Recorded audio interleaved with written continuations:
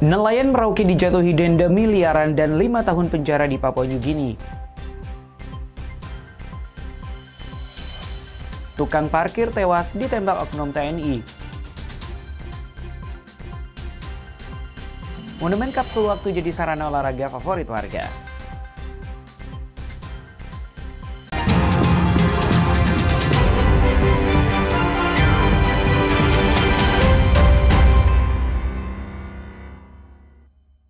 Selamat pagi saudara, apa kabar Anda hari ini? Selain ketiga informasi tadi, sejumlah informasi dan berita menarik lainnya akan kami hadirkan untuk mengisi rangkaian berita Kompas Merauke hari ini. Selama 30 menit ke depan, bersama saya Frankie Wohel, inilah Kompas TV Independen Terpercaya.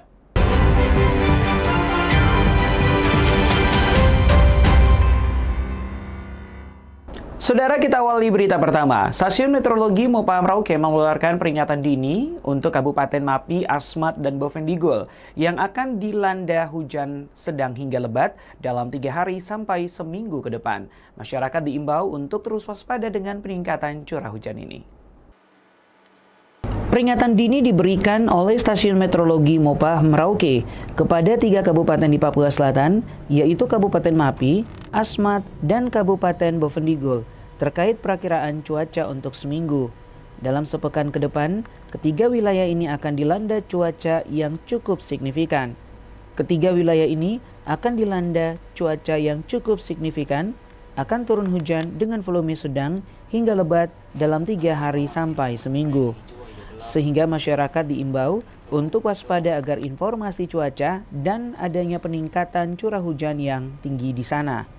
Untuk wilayah Mapi, wilayah Asmat, dan Bovendigul, ada peringatan dini yang kami keluarkan dalam seminggu ke depan karena di sana ada cuaca yang cukup signifikan, hujan sedang hingga lebat untuk beberapa hari ke depan. Jadi untuk masyarakat di sana dihimbau untuk waspada akan informasi cuaca yang kami berikan ini dan tetap waspada adanya peningkatan curah hujan yang cukup tinggi di wilayah sana. Kathleen Romera, Kompas TV Merauke, Papua Selatan.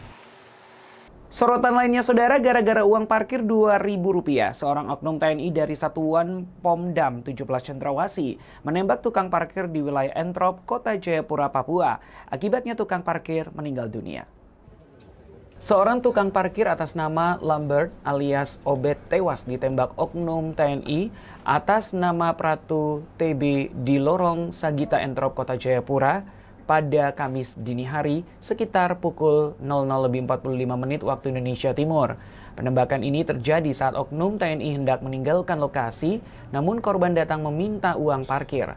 Oknum TNI yang diduga dipengaruhi minuman keras lalu mengeluarkan senjata api dan menembak korban. Usai kejadian, oknum TNI Pratu TB langsung melarikan diri, namun berhasil ditangkap oleh personil kepolisian Polda Papua.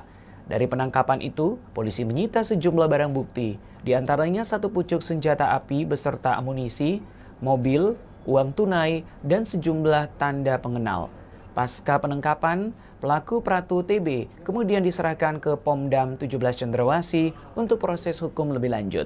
Direktorat Reserse Kriminal Umum Polda Papua dengan ini menyerahkan tersangka dan barang bukti atas nama Pratu TB berkaitan dengan tindak pidana menghilangkan nyawa orang lain yang terjadi pada hari Rabu 3 September 2025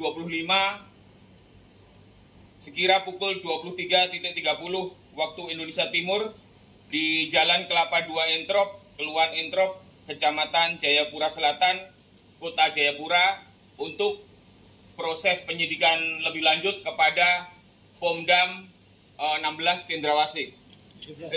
Pomdam 17 Cendrawasih. Sementara itu, Kapendam 17 Cendrawasih Kolonel Infanteri Chandra Kurniawan mengatakan Pratu TB sudah ditahan di Pomdam 17 Cendrawasih untuk proses hukum. Kodam Cendrawasih memastikan akan memproses hukum pelaku dengan peraturan perundang-undangan yang berlaku. Vidi Rakmeni, Kompas TV Jayapura, Papua. Balai Taman Nasional Wasur Merauke menetapkan perubahan zona pengelolaan dari zona khusus menjadi zona tradisional. Perubahan ini dilakukan sebagai bentuk proses manajemen dan adanya pertimbangan perkembangan pembangunan strategi nasional di area Taman Nasional Wasur. Pengelolaan kawasan Taman Nasional Wasur di Kabupaten Merauke mengalami perubahan. Jika sebelumnya ditetapkan sebagai zona khusus, kini direvisi menjadi zona tradisional. Zona tradisional merupakan kawasan taman nasional yang masih dapat dimanfaatkan masyarakat untuk kebutuhan sehari-hari, namun tetap dibatasi aturan konservasi agar kelestariannya terjaga.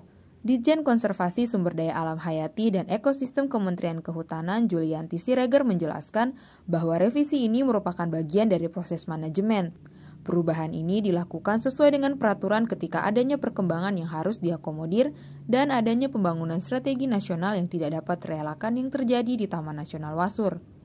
Revisi ini suatu yang bagian dari proses manajemen. Pertimbangan perlunya revisi memang ada beberapa pertimbangan sesuai peraturannya. Ketika ada perkembangan-perkembangan yang harus diakomodir. Tapi juga ada pertimbangan-pertimbangan seperti program-program pembangunan strategis nasional yang tidak dapat terelakkan. Hal yang sama juga disampaikan oleh Acha Anisokoi, Kepala Balai Taman Nasional Wasur. Ia menyebut pihaknya menyesuaikan dengan kondisi saat ini dan masyarakat membutuhkan untuk pemberdayaan, maka kita ubah menjadi zona tradisional. Kita sesuaikan dengan kondisi real saat ini. Sementara masyarakat membutuhkan untuk pemberdayaan, maka kita ubah itu menjadi zona tradisional. Dengan perubahan status ini, masyarakat lokal tetap memiliki akses untuk memanfaatkan sumber daya alam secara terbatas. Sementara pemerintah dapat terus menjaga kelestarian ekosistem Taman Nasional Wasur. Kathleen Romera, Kompas TV Merauke, Papua Selatan.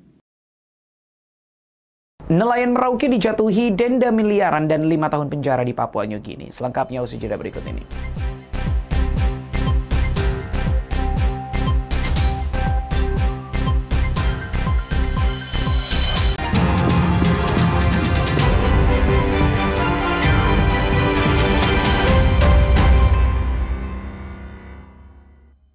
Masih bersama saya Frankie Wahel dalam Kompas Merauke. Meski kondisi cuaca kurang bersahabat dan laut berombak, harga ikan di Pasar Wamanggu dilaporkan masih stabil. Harga ikan bervariasi, mulai dari Rp20.000 hingga Rp50.000, dan ada pula yang dijual seharga Rp40.000 tergantung jenis dan ukuran ikan. Harga ikan di Pasar Wamanggu Merauke hingga awal September ini masih terpantau stabil. Walaupun cuaca yang kerap berombak yang membuat nelayan sedikit kesulitan menangkap ikan, namun hal ini tidak berdampak signifikan pada harga jual di pasar. Harga ikan yang dijual juga bervariasi, mulai dari Rp20.000 per ikat, adapun Rp50.000 per 3 ikat. Namun ada juga ikan yang dijual berdasarkan jenis dan ukurannya. Biasa saja stabil harganya, 20, 53. Ya kalau cuaca sekarang memang agak susah ikan tuh, karena kan ombak-ombak begitu. Para pedagang berharap kondisi cuaca dapat segera membaik agar pasokan ikan semakin lancar dan bisa membuat daya beli masyarakat tetap terjaga. Kathleen Romera, Kompas TV Merauke, Papua Selatan. Saudara, 3 kapal nelayan Merauke ditangkap oleh otoritas Papua New Guinea saat kedapatan melewati batas perairan pada Maret lalu telah dijatuhi hukuman denda miliaran dan 5 tahun penjara. Kini pemerintah Indonesia melalui KBRI di Port Moresby tengah mengajukan keringanan hukuman, namun belum ada jawaban dari pihak pengadilan PNJ. 3 kapal nelayan Merauke ditangkap oleh otoritas Papua New Guinea saat kedapatan melewati batas perairan pada bulan Maret lalu. Dan saat ini telah dijatuhi hukuman denda dan 5 tahun penjara. Kepala Badan Pengelola Perbatasan Merauke, Rekianus Samkakai, mengatakan para nelayan sudah dijatuhi hukuman berupa 5 tahun penjara dan denda uang yang mencapai miliaran rupiah. Pihak pemerintah Indonesia melalui Kedutaan Besar Republik Indonesia Port Moresby saat ini mengajukan keringanan hukuman, namun belum ada jawaban dari pihak pengadilan PNG. Rekianus juga menambahkan pemerintah daerah sudah bertemu dengan para keluarga nelayan dan akan melakukan koordinasi terkait proses hukum yang mereka jalani. Sudah dijatuhi hukuman, yaitu 5 tahun penjara dengan denda yang miliaran. Pemerintah Indonesia lewat KBRI kita di Port Moresby, mereka juga sedang mengajukan keringanan hukuman, namun itu belum ada jawaban keringanan hukuman itu dari pihak pengadilan Papua Nugini. Dari hasil pertemuan itu, pemerintah daerah, dalam hal ini Pak Bupati dan Ibu Wakil Bupati, kita akan menindaklanjuti ke Jakarta, melakukan komunikasi dan koordinasi terkait dengan proses hukum yang mereka jalani. Badan Pengelola Perbatasan Merauke juga menghimbau dengan kejadian ini agar para nelayan Merauke tidak lagi memasuki wilayah perairan negara tetangga, baik negara PNG maupun Australia. Kathleen Romera, Kompas TV Merauke, Papua Selatan. Kita menuju ke Maluku, saudara, menyambut hari ulang tahun Kota Ambon ke-450. Pemerintah Kota Ambon menggelar lomba e-sport bagi pecinta gamers. Ajang ini untuk mengasah kemampuan para atlet muda di dunia virtual.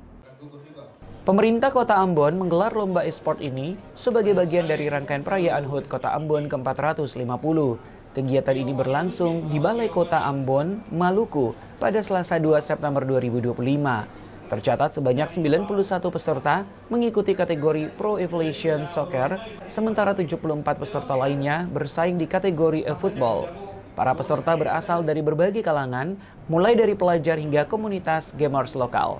Menurut Wali Kota Ambon, Bodewin Muatimena, lomba ini tidak hanya bertujuan untuk memeriahkan HUT Kota, tetapi juga sebagai wadah pembinaan dan pengembangan bakat atlet e-sport di Ambon.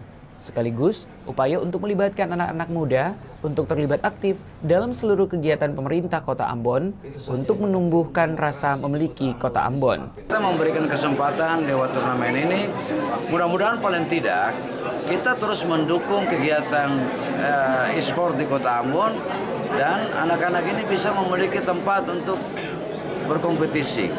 Kalau ini terus dilakukan, saya yakin mereka akan berlomba-lomba meningkatkan skill kualitas mereka dan dia menjadi poin bagi kita untuk menyiapkan atlet-atlet e-sport Kota Ambon untuk di Popmal nanti dan di lain-lain. Yahya Lating, Kompas TV Ambon, Maluku.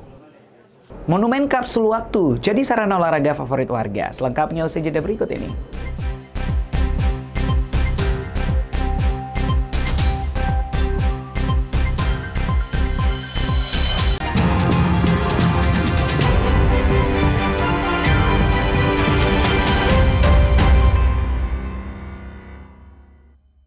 Masih bersama saya Frankie Wohel dalam Kompas Merauke.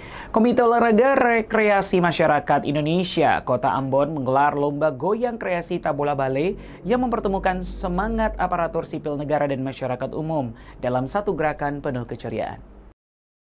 Memeriahkan HUT Kota Ambon ke-450, Kormi Kota Ambon mengadakan lomba goyang kreasi Tabola Bale yang melibatkan organisasi perangkat daerah serta masyarakat umum. Kegiatan ini berlangsung meriah dan penuh semangat dengan menampilkan kekompakan dan kreativitas dari berbagai kelompok peserta. Sebanyak 48 grup ambil bagian dalam lomba ini. Masing-masing menampilkan aksi goyang kreasi yang unik dan menghibur. Dari kostum yang mencolok hingga gerakan energik, setiap grup berusaha memberikan penampilan terbaik mereka di hadapan para juri dan penonton. Lomba ini dilakukan bukan hanya sebagai hiburan, tetapi juga menjadi sarana mempererat silaturahmi antara ASN di lingkup Pemkot Ambon dan masyarakat. Jadi intinya hari ini untuk goyang kreasi yang dilibatkan seluruh OPD yang ada di pemerintah Kota Ambon. Terlibat hari ini peserta mencapai 48 peserta. Ya, jadi 48 peserta hari ini akan bertanding dan hari ini akan selesai. Dan semoga yang terbaik itu yang merupakan yang lebih baik daripada teman-teman yang lain. Tim Liputan Kompas TV Ambon, Maluku. Saudara, sebuah lembaga pendidikan non-formal di Merauke menaungi anak-anak usia sekolah, namun tak melanjutkan pendidikan dan yang bersekolah, namun belum lancar membaca dan berhitung. Dengan metode non-formal, anak-anak diajar untuk membaca dan berhitung sambil bermain di luar ruangan.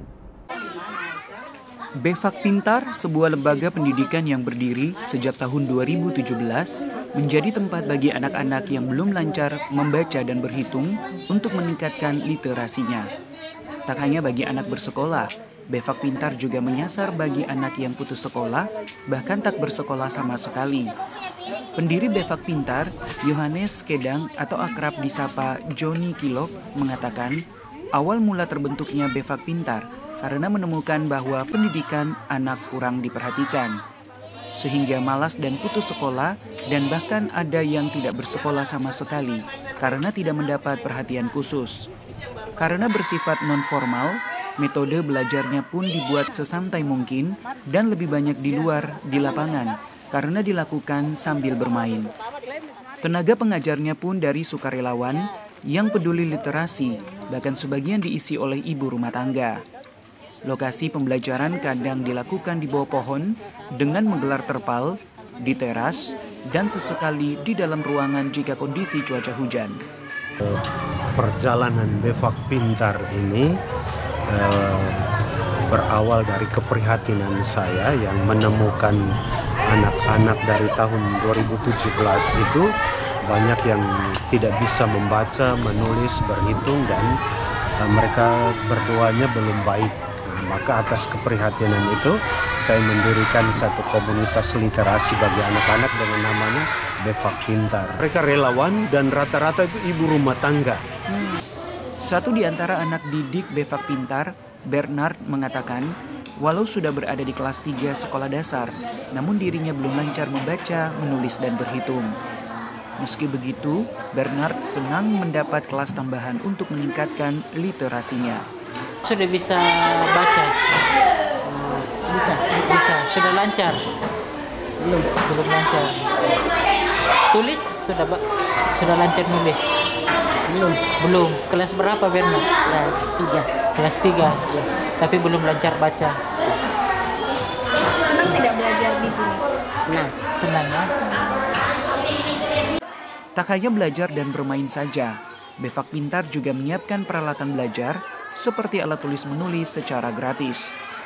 Tak hanya itu, untuk meningkatkan gizi, anak-anak diberikan bubur kacang hijau di akhir proses pembelajaran secara gratis. Saat ini Befak Pintar telah berdiri di 19 titik dan menangani sekitar 828 anak. Syarif Jimar, Kompas TV Merauke, Papua Selatan. Saudara, jika Anda ke Merauke, sebuah kota di ujung timur Indonesia, tak lengkap rasanya jika hanya mengunjungi titik nol saja. Namun sebagai bukti pernah ke wilayah ujung timur Indonesia ini, juga ditandai dengan membeli oleh-oleh. Salah satunya menjadi favorit warga untuk dijadikan oleh-oleh adalah souvenir unik kulit buaya asli khas Merauke.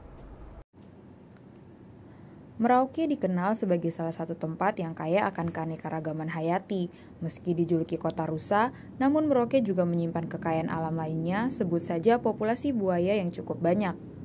Buaya dikenal sebagai hewan buas yang terkenal ganas, mampu dimanfaatkan menjadi kerajinan yang memiliki nilai jual cukup mahal. Di tangan pengrajin, kulit buaya yang keras dan tebal diolah menjadi berbagai produk menarik, seperti dompet, gantungan kunci, tas, ikat pinggang, dan sepatu. Harga jual souvenir kulit buaya biasanya dipatok mulai harga Rp200.000 hingga Rp10 juta. Namun, dompet dan tas kulit buaya menjadi produk yang paling favorit untuk dibeli. Motif alami kulit buaya menjadi daya tarik utama yang unik dan memukau. Tak jarang, pengrajin juga menambahkan kombinasi material lain agar tampilan produk menjadi lebih autentik dan berkesan mahal. Bahan mentah kulit buaya yang dipakai didapatkan dari koperasi, penangkaran buaya maupun wilayah pedalaman Merauke seperti Kimam dan Wanam. Para pengrajin juga mengaku mendapatkan bahan baku dari negara tetangga Papua Nugini yang juga memiliki kondisi alam yang serupa dengan Merauke. Banyak dari dompet, sepatu, tas, jaket, ban pinggang, sampai kayak variasi-variasi gantungan kunci, barang-barang kecil kayak gitu. Kisaran harganya dari 200 ribuan sampai 10 jutaan. Kulit buayanya dapat dari negara sebelah, PNJ, Papua Nugini, sama daerah-daerah pedalaman kayak Kimam, Dobo, terus Wanam. Produk berbahan kulit buaya cukup banyak diminati, mulai dari warga lokal hingga wisatawan yang sekedar mencari oleh-oleh. Di sini ada dompet pendek lipat yang terbuat dari full asli kulit buaya. Di sini untuk dompet panjangnya juga di sini ada bahannya memakai bahan tulang. Di sini adanya variasi. Juga ada untuk ikat pinggangnya terbuat dari bahan kulit juga untuk tasnya juga terbuat dari bahan asli kulit juga di sini ya Kak ya. Kathleen Romera, Kompas TV Merauke, Papua Selatan. Saudara, lokasi wisata bersejarah Monumen Kapsul Waktu tidak hanya menjadi lokasi wisata saja bagi warga Merauke. Kini Monumen Kapsul Waktu beralih fungsi menjadi tempat favorit warga Merauke untuk berolahraga. Monumen Kapsul Waktu yang dibangun sebagai simbol harapan generasi muda masa depan bangsa menjadi salah satu ikon di Kabupaten Merauke. Monumen ini menjadi salah satu destinasi wajib dikunjungi oleh wisatawan jika ke Merauke. Tak hanya wisatawan saja, Monumen Kapsul Waktu juga menjadi lokasi wisata bagi warga lokal, utamanya saat akhir pekan. Namun, seiring waktu, kini kawasan tersebut dimanfaatkan untuk berolahraga bagi warga. Area sekitar monumen yang mendukung seperti rindangnya pepohonan dan jalur yang memadai untuk berolahraga menjadi alasan lokasi ini dipadati warga yang datang untuk jogging, bersepeda, hingga senam bersama. Aktivitas ini rutin dilakukan warga, terutama di akhir pekan baik pagi maupun sore hari. Lokasi ini juga dipilih dengan alasan lebih aman dibanding berolahraga di jalan raya yang berdampak pada keselamatan. Dewi, salah satu pengunjung, mengaku merasa nyaman dan aman berolahraga di monumen ini dan sudah melakukan aktivitas berolahraga kurang lebih 3 bulan. Jika tak berolahraga, dirinya mengaku datang bersama keluarga untuk sekedar berwisata dan bersuah foto. Maksudnya yang penting itu sore lah, habis asar lah gitu. Kenapa memilih berolahraga di sini, Bu? Ya karena kayaknya aman kalau di sini, rasa aman aja. Aman, bebas dari.